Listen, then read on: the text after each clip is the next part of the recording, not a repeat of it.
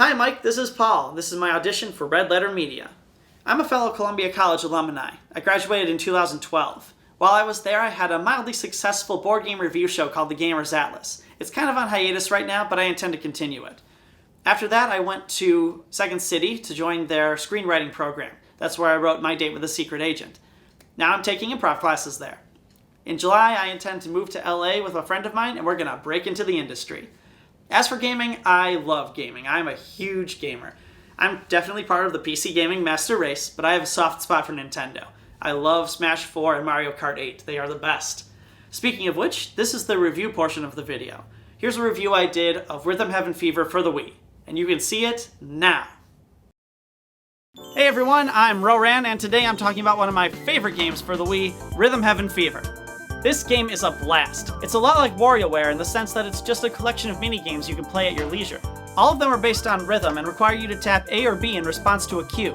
And with over 50 games to choose from, there's something for everyone. But which ones are the best of the best? The cream of the crop? Well, I'll tell you. These are the top 10 Rhythm Heaven Fever games. Nightwalk. I'm not usually the kind of person who chooses to watch the credits in video games, but Nightwalk is an exception. They took the most boring part of any game and made it fun. You just tap along while the credits roll, and you don't even have to, but I do it anyway because I just can't help myself. I love a good credits song, like Jailhouse Rock and Blues Brothers or Country Roads and AMV Hell 3. Anything to get your toes tapping and wrap everything up in a nice way. It's an upbeat way to end the game and a great way to start this countdown.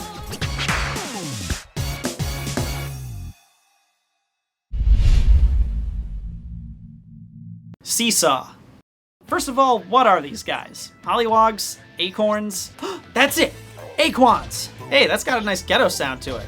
Hey yo, it's your boy Aquan. Be sure to check out my mixtape when it drops this Tuesday, dog! Anyway, it's these guys' job to test how safe seesaws are. They do this by jumping as high as they can and flinging their partner into the air. Which, let's be honest, everyone has fantasized about at some point in their life. The song is hard rock, which fits surprisingly well.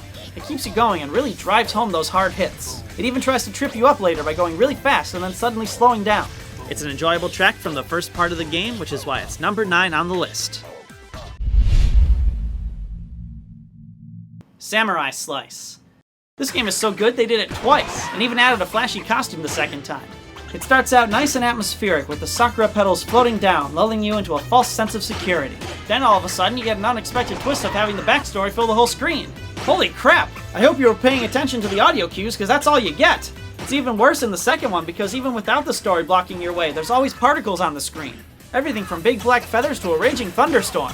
But hey, at least you're fighting hordes of demons for a good reason. Getting kids their toys back. And that's all that matters.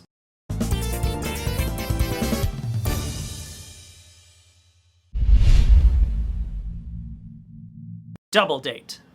Double Date. The story of one boy's quest to date the girl of his dreams while fending off an endless barrage of sports balls from an off-screen cockblocker. This is one of the more relaxing games. It's calm and slow and really sets the romantic mood. But that doesn't stop it from throwing you an offbeat soccer ball at just the right moment. Ah, it gets me every time! Screw this, I've had it! But other than that, it's good. I'm a fan of the accordion and string music, and the boy's crush is cute. I hope she appreciates what he's doing for her and the weasels the whole time. He's giving that leg of his quite a workout. But it looks like everything went well because she agreed to go on a second date with him. Down on the farm. Yee-haw!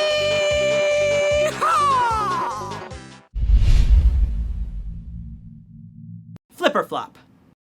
I love a good march. It's my favorite part of any musical suite. And Flipper Flop definitely delivers on that aspect.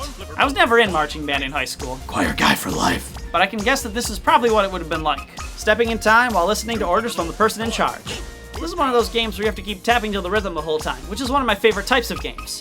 On top of that, it's super cute, and it constantly gets stuck in my head. It's the perfect combination to make it the number 6 spot on the list. Air Rally. Let me ask you something. How do you like to play badminton? Maybe set it up in a backyard, or go to the gym and play on a wooden court? Well, that's nice and all, but us hardcore gamers, we like to do things differently. Show 'em, boys. 1, 2, 1, 2, 3, 4! This setting made me crack up the first time I played it, and it's part of the reason why it's in my top 5. The other reason being that, yet again, this song gets stuck in my head all the time. By the way, that's going to apply to the rest of the games on this countdown, so I'm just going to stop saying it. Like Flip or Flop, this game has you constantly tapping to the rhythm, but only on the 2/4 beats. However, the rhythm is much faster, and the game tries to trick you by having Porthington fly back and forth. But this doesn't change anything. The beat stays the same. In the immortal words of the Baja Men, it's all in your mind. No, the real challenge comes when you fly through the snow and heavy cloud cover. You can't see a darn thing! All you have to go on are the audio cues to see if a lob is coming. The cherry on top of this popsicle cake is if you miss the last shot. The game calls you out, and I love it.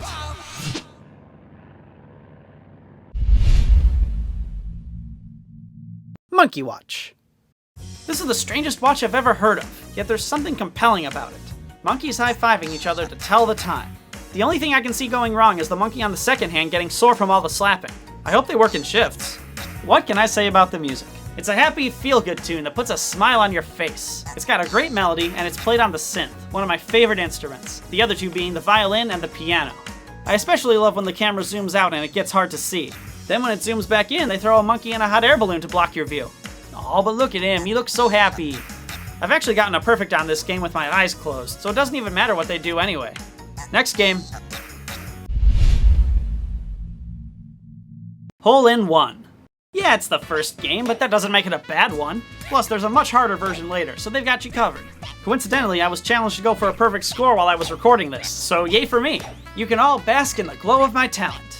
This game actually has a special place in my heart because it's the one that made me go out and buy Rhythm Heaven Fever when I saw it on YouTube.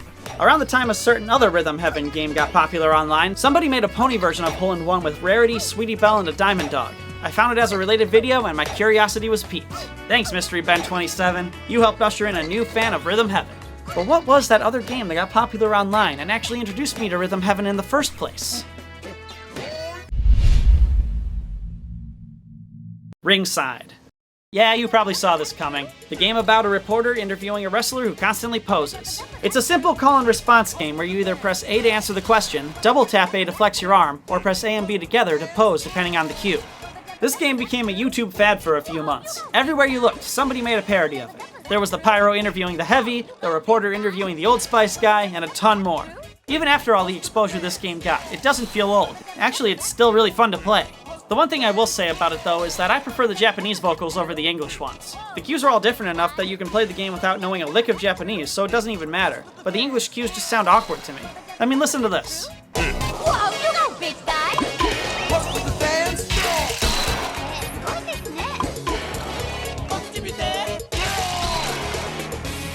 Now I may prefer this game in Japanese, but I'm so glad that my favorite game in Rhythm Heaven Fever was dubbed into English. And that game is... Cheerleaders. This game is perfect, and not because I have a thing for girls with glasses, although that definitely helps. Where do I even start? The song is awesome. It's the catchiest track on the collection. It's peppy and it gets you pumped up, like a real pep squad should do. Plus, the thought of a school library pep squad is hilarious to me. The game even features callbacks to characters from the DS title, like the DJ training characters and the lockstep guys. Another reason I like this game is because of the variety of cues it gives you. There are 5 in total, and they overlap during the hard parts. The trick is to concentrate only on your character, and tap as soon as the book is supposed to change. It looks overwhelming at first, but you get used to it. Oddly enough, I don't like the second version of this song. I appreciate the spike in difficulty, but the remix just isn't as catchy or as awesome as the original. So those are my top 10 Rhythm Heaven Fever games. Do you agree with my list? Did I leave out your favorite game? Leave a comment below. And as always, thanks for watching. Bye!